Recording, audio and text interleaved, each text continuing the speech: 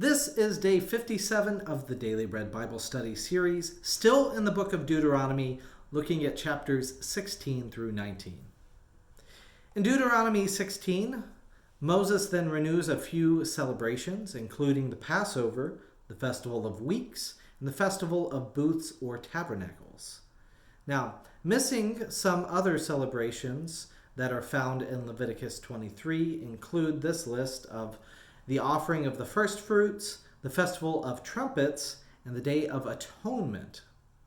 Now, these three mentioned celebrations are required in Deuteronomy 16, verse 16. 3 times a year all your males shall appear before the Lord your God at the place that he will choose, at the festival of unleavened bread, at the festival of weeks, and at the festival of booths. They shall not appear before the Lord empty-handed. Now the Passover, the greater detail on day 19 in Exodus 12, and says in chapter 16, verse 3, "You must not eat with it anything leavened. For 7 days you shall eat it unleavened bread with it, the bread of affliction, because you came out of the land of Egypt in great haste, so that all the days of your life you may remember the day of your departure from the land of Egypt." Again, that time in Egypt, being slaves in Egypt, is a central importance in the central story for the Israelite people and something they must not forget. Now, the bread of affliction, as it's called, it's not because you like the taste. You eat it because it is to remember. And then the Exodus, the event that shaped all the days of your life as an Israelite, should be remembered. Jesus' death and resurrection is something that we think of as Christians' central event to shape all the days of our life. And we remember especially there during Holy Communion or the Lord's Supper, we remember the gift of Jesus' death and resurrection and his observance of the Passover meal with his disciples. We turn to the Festival of Weeks then, as referenced in Leviticus 23. And we see the offering of the first fruits, which is the offering that is anticipation of being in the promised land. In the Festival of Weeks, the day after the 7th Sabbath, the 50 days, also called Pentecost. So you have been slaves, but now you get to keep the produce of the land for yourself, as the words of Isaiah chapter 65 ring in my ears about this. They shall build houses and inhabit them. They shall plant vineyards and eat their fruit. They shall not build and one and another inhabit. They shall not plant and another eat. For like the days of a tree shall the days of my people be, and my chosen shall long enjoy the work of their hands. They shall not labor in vain. So this is the sentiment that will be expressed after the exile, but this is the whole goal and the idea of being able to enjoy things when God blesses you. We see the festival of booths and tabernacles, those 7 days in tents, and they're called to not be in permanent structures as referenced in Leviticus 23. So in Deuteronomy 16 verse 13 it says, "You shall keep the festival of booths for 7 days, when you have gathered in the produce from the threshing floor and your winepress." You're also celebrating not being slaves and having a plentiful harvest. In Deuteronomy chapter 17, there are forbidden forms of worship that the Israelites were familiar with and may have been practicing. Not sure why it mentions it here. There's Asherah, a local false god worshipped in the Middle East. And there are 18 verses in the Bible in which it is used.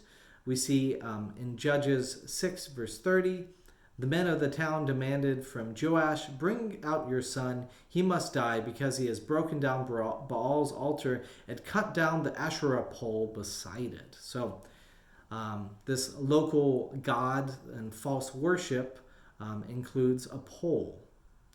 Now, the Levitical priest would help a judge hear God's judgment for a case that was too puzzling, And remember when we said in day 30, Leviticus chapter 8, we got the two things, the Urim and the Thummim, to be able to help divine what is going on there by the high priest. So the priests are very important in divining what God is wanting. There are then stated limitations of royal authority. Moses then addresses having a king in Deuteronomy 17 verse 14. The people will say, I will set a king over me like all the nations that are around me, but God will allow you to appoint a king from among your tribes. Again, it is kind of worried about having a king at all, but we will get to more of that later. We see some strange requirements and seem very contrary to King Solomon, as noted in 1 Kings 11, where it says not to have too many horses, which seems like a connection to the horses of Egypt. Not too many wives, for this will turn away your heart. So be warned, King Solomon. Neither to have too much gold or silver, and neither exalting himself above other members. So this is all for the king, because otherwise the king will get, pretty content and just take advantage of his own people. So Jesus models the true servant king and what it is like to not have gold, silver, horses, wives, or exalting of himself except with the lifting up of himself on the cross. Moving on to Deuteronomy chapter 18, we see more about Levites and priests, that there is no allotment or inheritance, but yet they may eat the sacrifices, and they are chosen by God to stand and minister, and can do this anywhere among you. So they have a national sense of ordination versus a local ordination sense. There is more on idolatry in Deuteronomy 18 verse 10. No one shall be found among you who makes a son or daughter pass through the fire, or who practices divination, or is a soothsayer, or an augur, or a sorcerer, or one who casts spells, or one who consults ghosts or spirits, or who seeks oracles from the dead. For whoever does these things is abhorrent to the Lord. It is because of such abhorrent practices that the Lord your God is driving them out before you. You must remain completely loyal to the Lord your God. So, in short, keep all of these things as, fantasy, right? Do not make them a reality, right?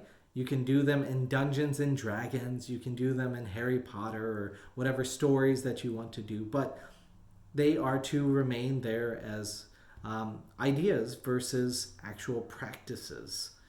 And the problem was, the idolatry was when they did have their sons and daughters pass through fire for Moloch and other God-worshipping ways. And the idea is just worship God alone instead.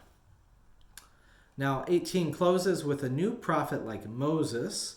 In 18:22, it says, you can evaluate the success of a prophet by the thing that, quote, take place or prove true.